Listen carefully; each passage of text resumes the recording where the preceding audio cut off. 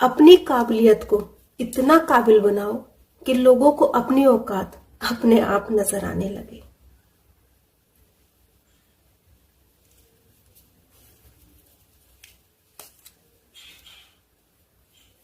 चलिए आज हम पढ़ेंगे जूनागढ़ का विलय। कल हमने रियासतों का विलय किस तरह करना है, कैसे होना है, वो सब पढ़ा था। उसमें पहली रियासत आती है जूनागढ़ का विलय।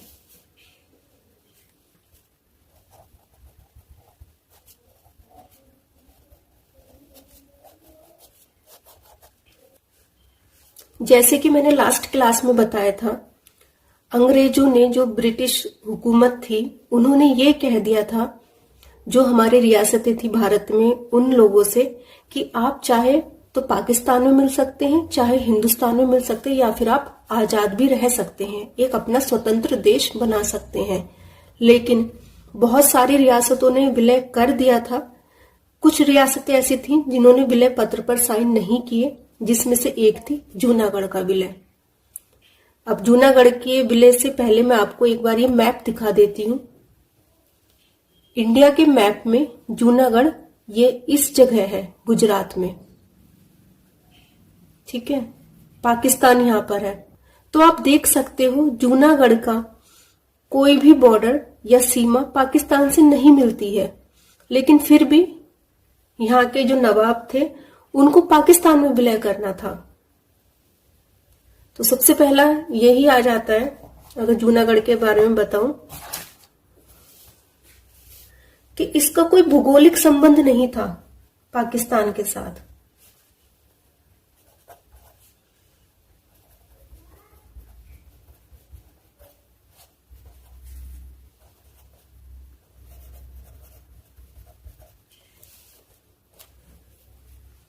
लेकिन यहाँ के जो नवाब थे,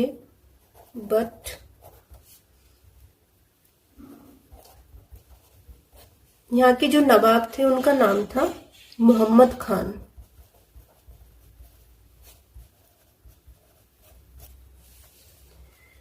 ये विलय पाकिस्तान में चाहते थे कि हमारा विलय पाकिस्तान में हो जाए।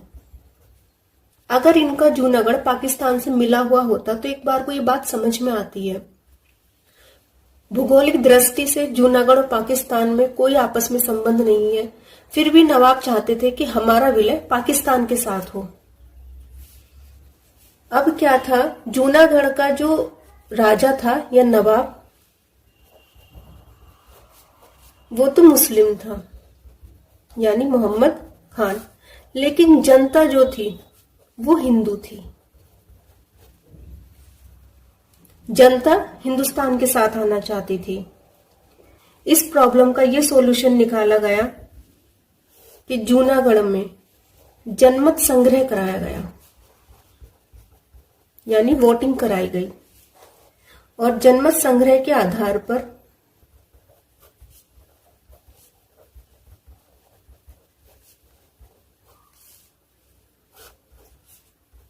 जूनागढ़ का विलय भारत में हो गया। कब हुआ? फरवरी 1948 में। जनमत संग्रह के आधार पर जूनागढ़ का विलय भारत में हो गया। जनमत संग्रह के आधार पर मीन्स जनता की वोटिंग के आधार पर, क्योंकि जनता ने जो वोट किए थे वो हिंदुस्तान के फेवर में किए थे कि हमें भारत में शामिल होना है। इसके बाद क्या हुआ, नवाब जो था वो मजबूर हो गया भागने पर। जब नवाब भाग गया तो वहां पर एक अस्थायी सरकार का गठन किया गया।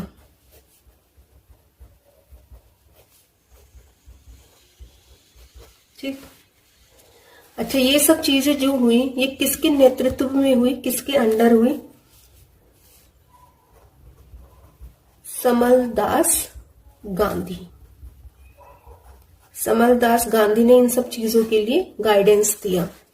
समलदास गांधी जो थे ये गांधी जी के भतीजे थे, यानी भाई के बेटे। ठीक है, समझ आया जूनागढ़ का विलय भारत में कैसे हुआ? एक बार फिर से समझा देती हूं जूनागढ़ का विलय। अगर आप जूनागढ़ को मैप में देखो तो जूनागढ़ ये यहाँ पर स्थित है गुजरात में। जूनागढ़ का आप देखोगे कि कोई भी बॉर्डर किसी भी तरीके से पाकिस्तान से नहीं मिलता है, लेकिन जूनागढ़ के नवाब चाहते थे कि हमारा विलय पाकिस्तान में हो। इसका कारण ये था कि जूनागढ़ के जो नवाब थे, मीन्स जो राजा थे, वो मुस्लिम थे, लेकिन समस्या ये थी जूनागढ़ की जो जनता थी वो हिंदू थी। हिंदू जनता होने के कारण वहां के लोग चाहते थे कि जूनागढ़ भारत में मिले। इसके सॉल्यूशन के लिए जनमत संग्रह कराया गया, यानी जनता की वोटिंग कराई गई। जनता ने भारत में मिलने के लिए वोट किया और जनमत संग्रह के आधार पर फरवरी 1948 में भारत में विलय कर लिया गया जूनागढ़ का। इसके बाद जो यहाँ के नवाब थे मोहम्मद खान, वो भाग गए और वहां पर एक अस्थायी सरकार का गठन किया गया। और ये सारी चीजें जो हुई वो समरदास गांधी के नेतृत्व में हुई। समरदास गांधी गांधी जी के भतीजे थे। ठीक है, उसके बाद नेक्स्ट आता है हमारा कश्मीर का विलय।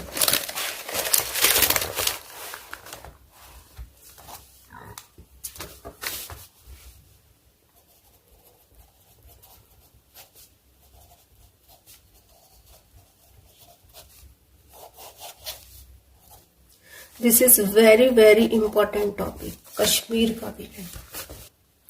कश्मीर का विलय टॉपिक शुरू करने से पहले एक बार आपको थोड़े की पॉइंट्स बता देती हूँ, ताकि बीच बीच में ना बताना पड़े। शेख अब्दुल्ला,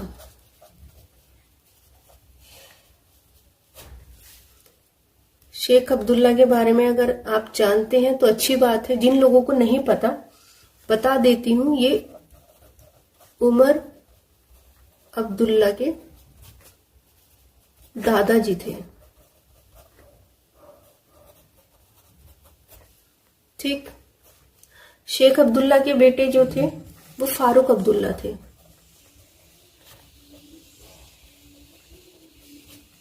शेख अब्दुल्ला के बेटे फारूक अब्दुल्ला, फारूक अब्दुल्ला के बेटे उमर अब्दुल्ला। शेख अब्दुल्ला ये बुढ़ाऊ तो है नहीं अब इस दुनिया में, ये दोनों जीवित है। ठीक, एक पॉइंट आएगा ब्रिगेडियर।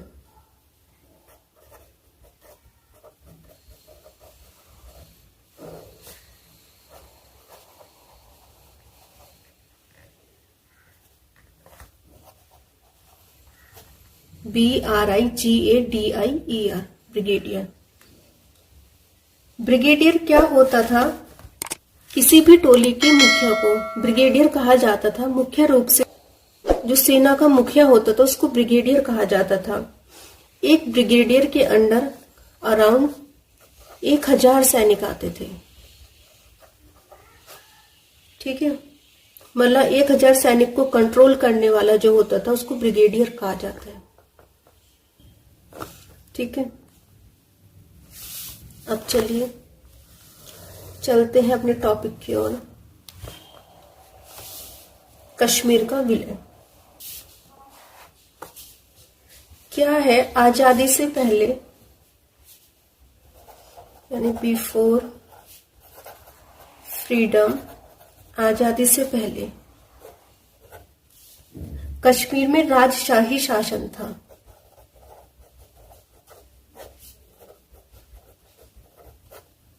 और इसके शासक या राजा का नाम था हरि सिंह। ये डोगरा वंश के थे, या यूं कहें डोगरा वंश के आखिरी जो शासक थे वो हरि सिंह थे। जैसे कि अभी मैंने जूनागढ़ में बताया कि वहां का राजा मुस्लिम था लेकिन जनता हिंदू थी। यहां पर उल्टा था, यहां की जो जनता थी वो मुस्लिम थी और राजा यानी शासक वो हिंदू था। कौन? हरि सिंह।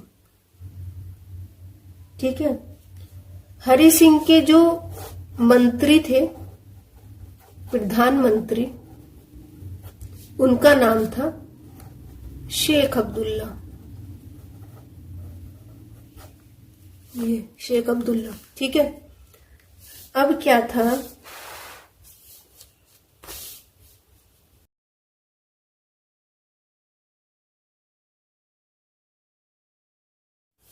अब क्या था, हरि सिंह ने हिंदुस्तान और पाकिस्तान दोनों से बात की, मतलब किसी एक के साथ विलय पत्र पर साइन नहीं किया। इन्होंने दोनों के साथ समझौता करना चाहा, हिंदुस्तान के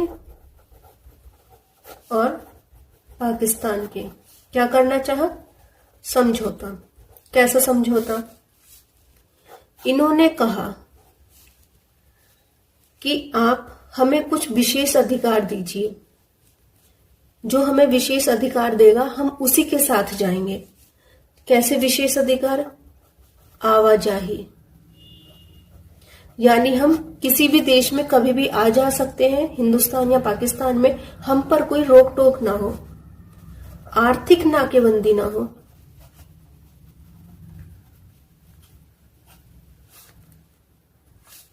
कोई भी पॉलिटिकल प्रेशर ना हो।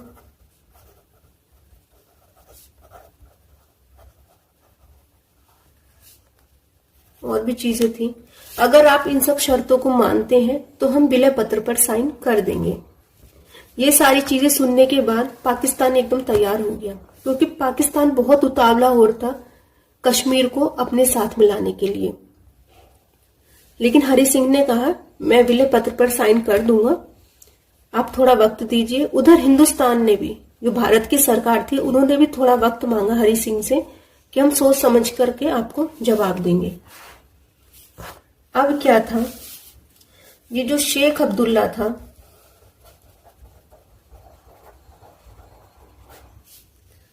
ये बहुत शातिर इंसान था, छल कपट वाला था।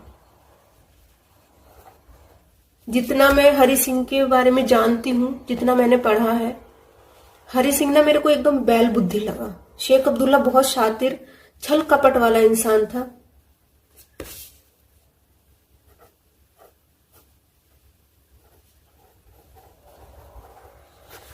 इसने हरि सिंह से कहा, किससे कहा? हरि सिंह से, कि हम ना तो हिंदुस्तान के साथ जाएंगे और ना ही पाकिस्तान के साथ, हम आजाद रहेंगे। हमें चाहिए आजादी, हमें चाहिए आजादी, आजादी। ये नारे लगते हैं ना आज भी कश्मीर में।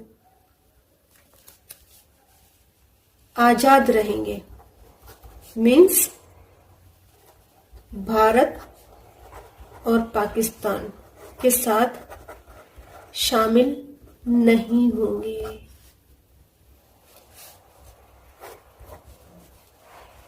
हम अपना एक अलग देश बनाएंगे अलग देश। क्योंकि शेख अब्दुल्ला जानता था कि अगर हम आजाद हो गए, एक अलग देश बन गया, तो जनता तो मुस्लिम है और शासक हिंदू, तो इसको हरि सिंह को हटाने में मुझे टाइम नहीं लगेगा। इसको खत्म करके मैं खुद ही राजा बन जाऊंगा, यानी फिर कश्मीर शेख अब्दुल्ला का हो जाता। लेकिन शेख अब्दुल्ला के अरमान रखे रह गए। कैसे? जैसे कि मैंने अभी ऊपर बताया, पाकिस्तान बहुत उतावला हो रहा था कश्मीर का विलय करने के लिए, लेकिन कश्मीर ने कोई ऐसा जवाब नहीं दिया। इतने में पाकिस्तान ने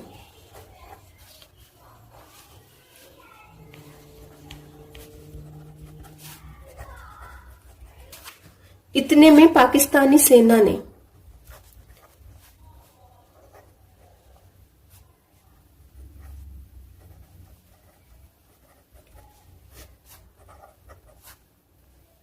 कबीलियों के साथ मिल करके कश्मीर पर आक्रमण कर दिया। किस पर? कश्मीर पर। ठीक। उसके बाद क्या हुआ?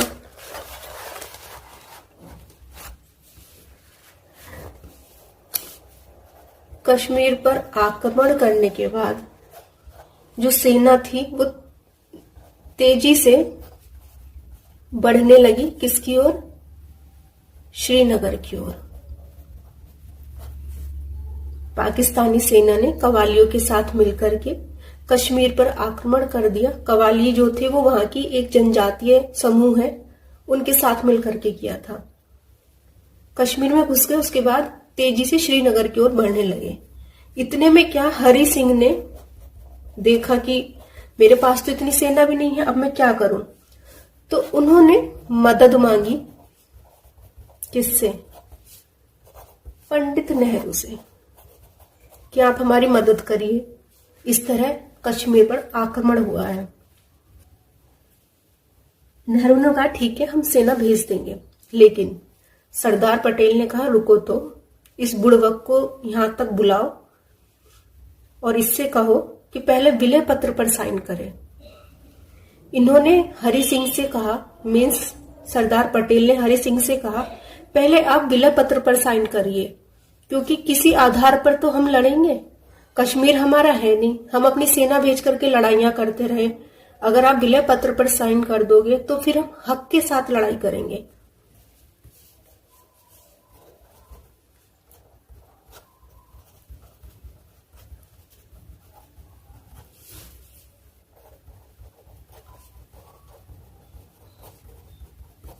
पहले विलय पत्र साइन करो।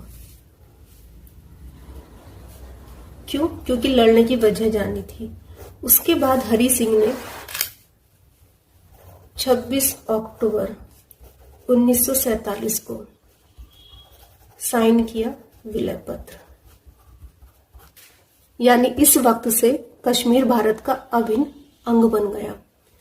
26 अक्टूबर, ये कहते हैं जब पाकिस्तानी सेना कश्मीर पर आक्रमण करने के लिए घुसी थी तो वो इस सोच से आए थे कि इस बार की ईद हम कश्मीर में मनाएंगे, क्योंकि सन 1947 में जो बकरा ईद थी, जो बकरी ईद थी, वो 26 अक्टूबर को थी।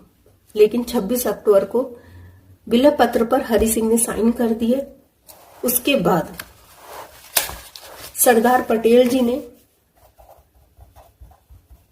ब्रिगेडियर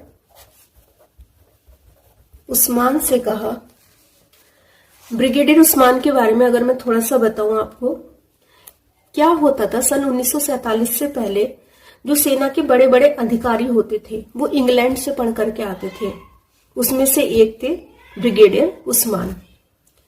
जब बंटवारा हुआ, हिंदुस्तान और पाकिस्तान बने, तो जिन्ना ने कहा ब्रिगेडियर उस्मान से कि आप पाकिस्तान आ जाइए, हम आपको यहाँ की सेना का प्रमुख बना देंगे।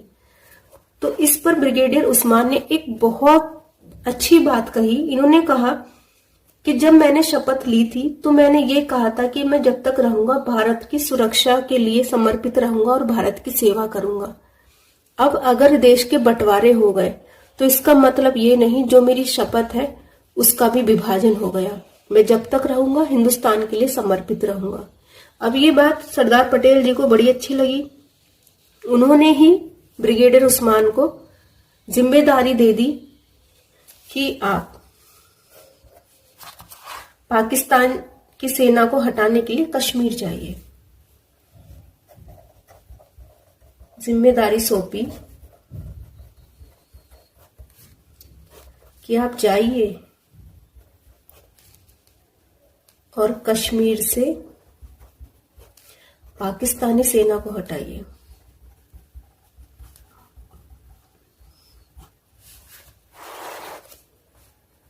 ब्रिगेडियर उस्मान अपनी सेना को लेकर के कश्मीर गए।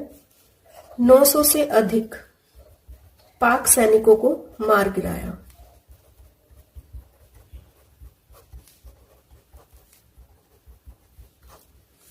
और कब्जा कर लिया घाटी क्षेत्र पर, यानी सेना को पीछे की ओर खदेड़ करके घाटी क्षेत्र तक पहुंच गए। घाटी क्षेत्र को जहां तक इन्होंने कब्जा किया था उसको लाइन ऑफ कंट्रोल LOC भी बोलते हैं।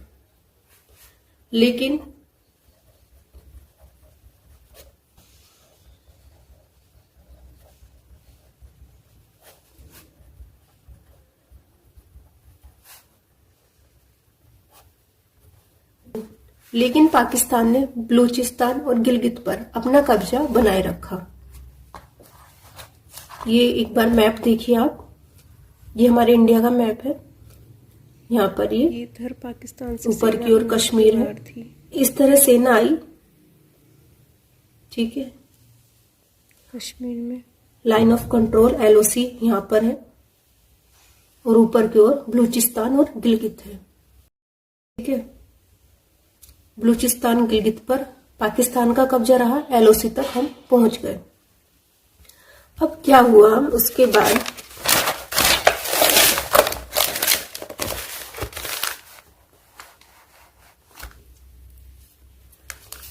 माउंटबेटन के कहने पर नेहरू जी मुद्दा UNO में ले गए। किसके कहने पर? माउंटबेटन के कहने पर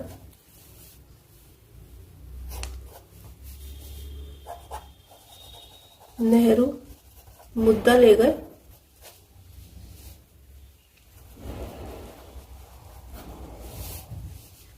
UNO में। कब? जनवरी 1948 में।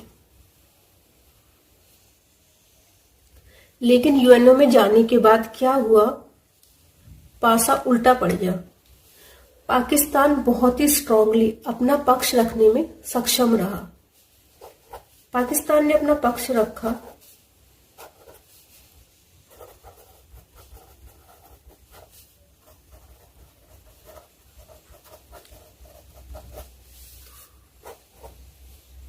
और नतीजा ये हुआ कि हमें उम्मीद थी कि हमारे पक्ष में न्याय आएगा। निष्पक्ष न्याय की वजह ब्रिटेन और अमेरिका ने पाकिस्तान का साथ दे दिया।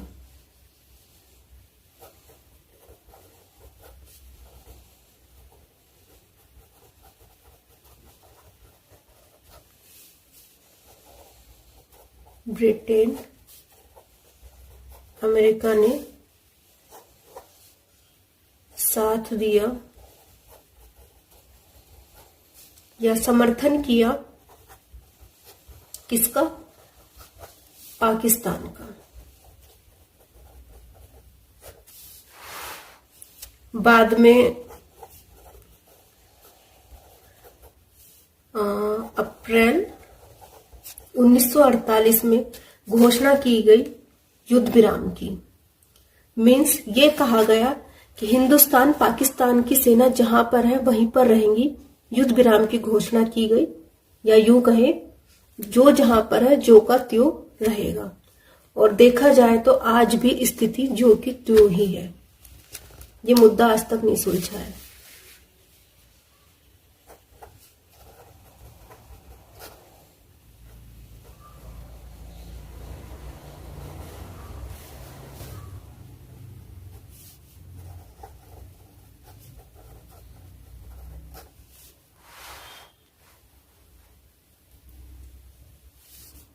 ये मुद्दा आज तक नहीं सुलझा। उसके बाद जिन्ना मानने को तैयार ही नहीं थे कि हरि सिंह ने विलय पत्र पर साइन किए हैं। बाद में 1951 में श्रीनगर की विधानसभा में बैठक हुई जिसमें कश्मीर के विलय पत्र को स्वीकार किया गया। ठीक, समझ में आया कश्मीर का विलय? एक बार शुरू से बता देती हूँ।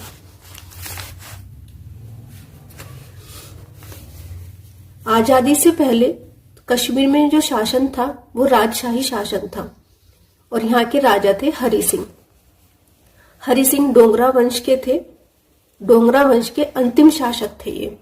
हरि सिंह के जो प्रधानमंत्री थे वो थे शेख अब्दुल्ला। कश्मीर में क्या था? राजा तो हिंदू था लेकिन जनता मुस्लिम थी। हरि सिंह ने कहा हिंदुस्तान और पाकिस्तान से कि आप एक समझौता करिए हमारे साथ। किस तरह का समझौता?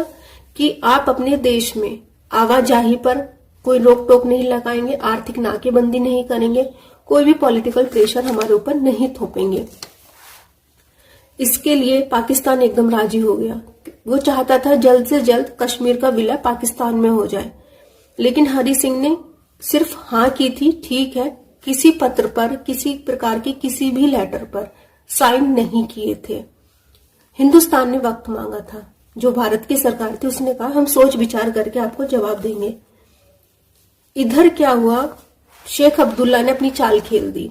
उसने हरि सिंह से कहा कि हम ना तो भारत में शामिल होंगे ना ही पाकिस्तान में, हम अपना एक अलग देश बनाएंगे। आजाद देश, यानी हमें चाहिए आजादी, जो नारे अब तक लगते हैं कश्मीर में। इतने में क्या था, ये शेख अब्दुल्ला अपनी प्लानिंग कर ही रहा था, पाकिस्तानी सेना ने कवालियों के साथ कश्मीर पर आक्रमण कर दिया अक्टूबर 1947 में। क्या हुआ, अब हरि सिंह की सेना कम थी, पाकिस्तान की सेना बहुत ज्यादा थी। वो कश्मीर से होते हुए श्रीनगर की ओर बढ़ने लगे।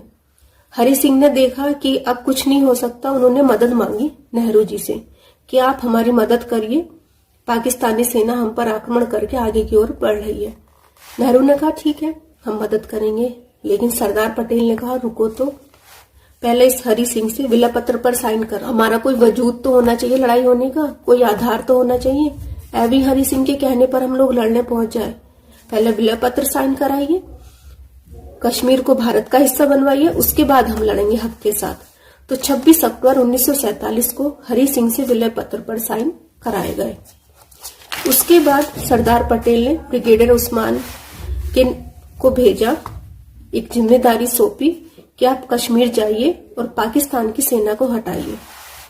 ब्रिगेडियर उस्मान वहां गए अपने सैनिकों के साथ और उन्होंने पाकिस्तानी सैनिकों को मार गिराया और घाटी क्षेत्र तक उनको खदेड़ दिया। लेकिन बलूचिस्तान और गिलगित पर पाकिस्तान का कब्जा रहा।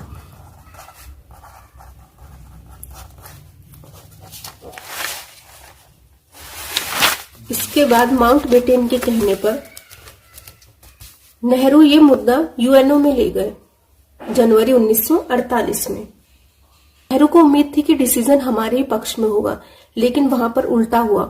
पाकिस्तान अपना पक्ष रखने में बहुत ज्यादा सक्षम रहा, बहुत ज्यादा अच्छे से रखा उसने। नतीजा ये हुआ कि ब्रिटेन और अमेरिका ने भी पाकिस्तान का साथ दिया और निष्पक्ष न्याय की जगह, यानी निष्पक्ष न्याय की जगह पाकिस्तान का समर्थन किया। बाद में अप्रैल 1948 को घोषणा की गई यूएनओ के द्वारा कि युद्ध विराम किया जाए, यानी जिसकी सेना जहां पर है वहीं पर रहे, कोई आगे नहीं बढ़ेगा। और ये स्थिति आज भी ऐसे ही है। उधर जिन्ना मानने को तैयार नहीं था कि कश्मीर का विलय हिंदुस्तान में हो चुका है, कि हरि सिंह ने विलय पत्र पर साइन किए हैं। लेकिन 1951 की विधानसभा की बैठक में कश्मीर के विलय को स्वीकार कर लिया गया और इस तरह 1951 में कश्मीर का विलय भारत में हो गया। ये आज की वीडियो की नोट्स है।